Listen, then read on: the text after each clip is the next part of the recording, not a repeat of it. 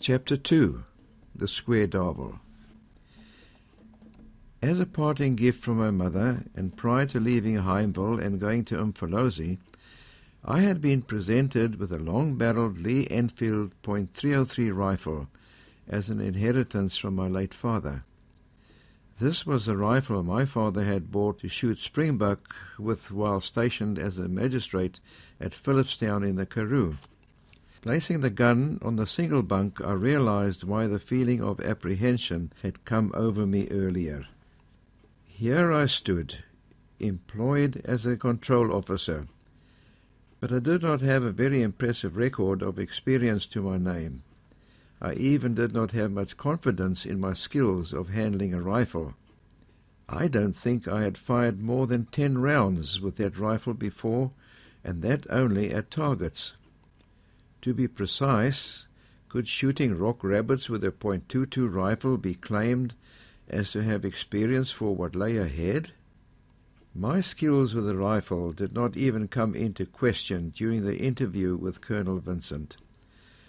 I came to the conclusion that the saying of jumping into the deep end was going to be a distinct reality in the very near future. The view from the front of the thatched single quarters intimidated me a little. How was I to get to know that vast expanse? I stood on the edge of a sharp drop-off, and looking to the southeast, a battalier was riding a thermal to the right, not far from Ian Player's house. It was a male in full breeding plumage. With its long pointed wings and rocking brand of flying, it was easy for me, even as a learner bird watcher, to identify. I did buy myself a Roberts book on birds before leaving Pietermaritzburg. Did that eagle arrive to settle my mind? Like the American Indians that receive a totem, I believe that the battalier that day was a sign that was to be repeated often in the future. At all the major turning points in my life, I have been shown an eagle or two. The sighting of eagles would settle my mind, and as I would watch the eagle ride the thermals effortlessly, I would sometimes feel as if I was up there flying with them. The Zulus always gave a Zulu name to Europeans working on the reserve. I prefer my Zulu name rather than to be addressed by them as Mr. Clark or John. You will receive a name appropriate to some feature or behavior. I am rather proud of mine.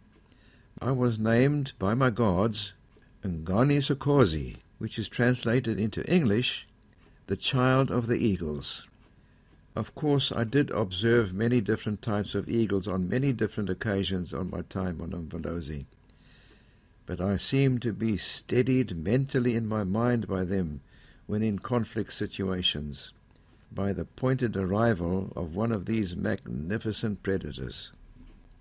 3 or 4 pied crows were playing tag with each other, all along the updraft along the ridge. What masterful flyers they are! I am sure they cartwheel and jink around in the air for pure fun. This day they were taking turns to fly with a vulture wing feather in their beaks. They were playing tag with each other. Let me record right here at the beginning of my story that I will be using a lot of Zulu names of the rivers, streams, and ridges. Please equate these with street names in any town or village. Without street names, it would be difficult to arrive at any specific destination. The same principle applies to the 96,000 hectare reserve I was to work in. Not all the names I was to encounter could be translated into English. When you come across them, please just read them and identify with the story being told. In the first few chapters of this book, I'm going to use many Zulu names. Some I will interpret, but some of the interpretation has been lost in antiquity. When the multitude of Zulu names overwhelm you, please refer to the addendum at the back of the book for an explanation. And I have travelled this route to give you an idea of how I was introduced to Umfolozi by my gods.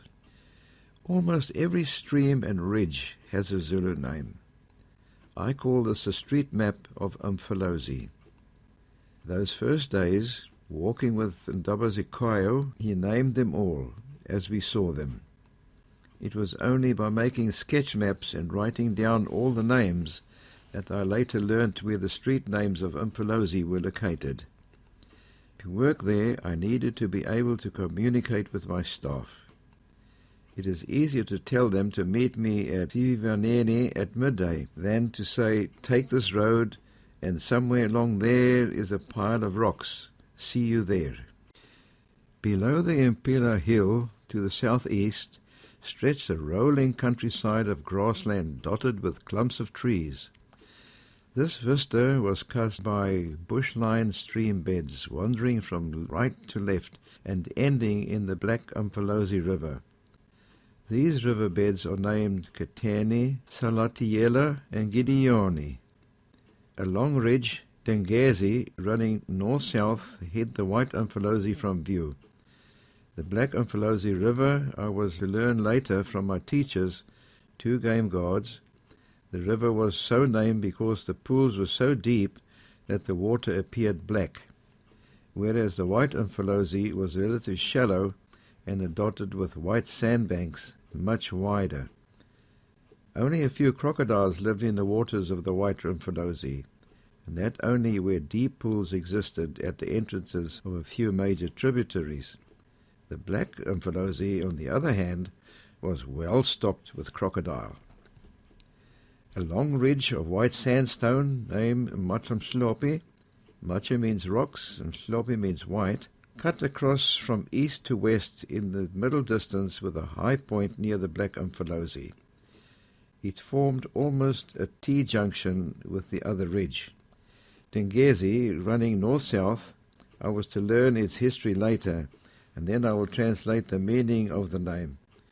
Matsumslopi was to become my most favorite part of this new world of mine.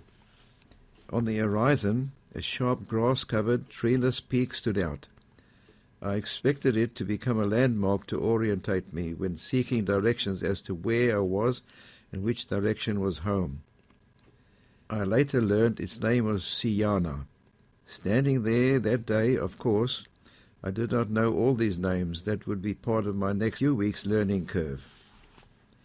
In the background, I managed to identify the junction of the Black and White rivers, and a flash of a memory startled me. It was as if I was back in the classroom at school in Phillipstown, in the Karoo, as a Standard 8 student. P.J. Skuman's book, Die Drie Jong Jagters, Three Young Hunters, was a book I was reading. It was a set book during my school days and was written by the author describing a hunting holiday in this very countryside. Of course, Siambeni, Zulu for coming together of two rivers, was described in the book as where buffalo came to drink at the break of day and the scene of a buffalo hunt. Just recently, on a visit, I stood there on the kranzes of Impela. I mentally and visually retraced my steps of that first day so long ago. Only now it was midday, and the thermometer read well into the 40 degrees Celsius on this September day. Below me I could see the same vista, but now shredded in a blue heat haze.